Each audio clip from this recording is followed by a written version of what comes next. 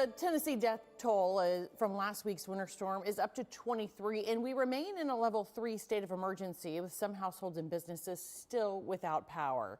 Today, faculty and staff with Metro Nashville schools reported for a half day, with students set to return tomorrow after a week off due to inclement weather.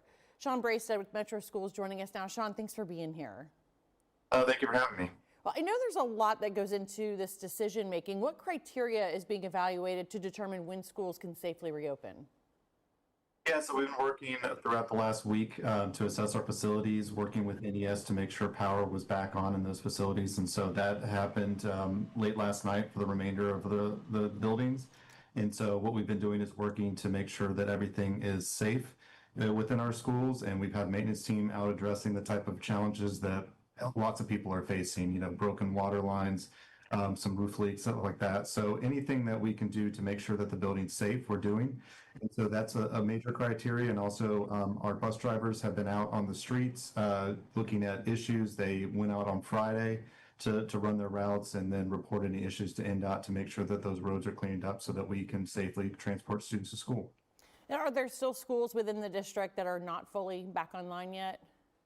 Everything has, all the power has been restored. We have one issue at East Nashville Magnet Middle School, and we're going to be co-locating them with the high school, which is on the same campus. So parents, students really won't see too much of an adjustment there. We'll just be using some classrooms in there. But otherwise, as of the last report, everything seems to be working pretty well. And so we're going to continue to monitor the situation overnight.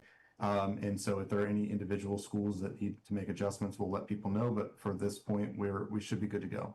All right. I know it's a lot of logistics with so many schools to get everybody back at once and to do it safely. You mentioned transportation. That's got to be a challenge, too, especially with some areas that were hit harder than others. Will the bus routes be changing, or parent drop-off or pickup lots changing in any way? No, we don't anticipate any significant changes there. So we're continuing to monitor all those. And then if there are specific instances where we need to change something, we'll communicate that. But for the most part, we're looking at trying to get as close to status quo and normal as possible. That's great to get everybody there on the same page.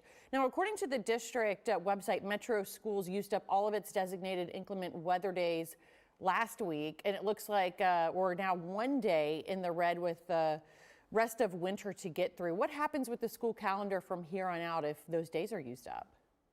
Yeah, so right now we're not over because we used a professional development day on February 16th for today. And so what will change is we will have students in school on February 16th, whereas originally they were planned to be out.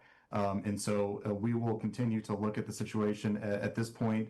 If we have to use another closed schools because of inclement weather, what we'll do is if we can, we'll use remote learning. Obviously, it wasn't an option with so many people without power this week, this past week. And so that will be an option. But if we can't do that for some reason, we'll be in communication with the state to see if we can get any waivers related to the winter storm. All right, those contingency plans in place. Sean Braisted, thank you so much. And good luck with everything tomorrow with the first day back.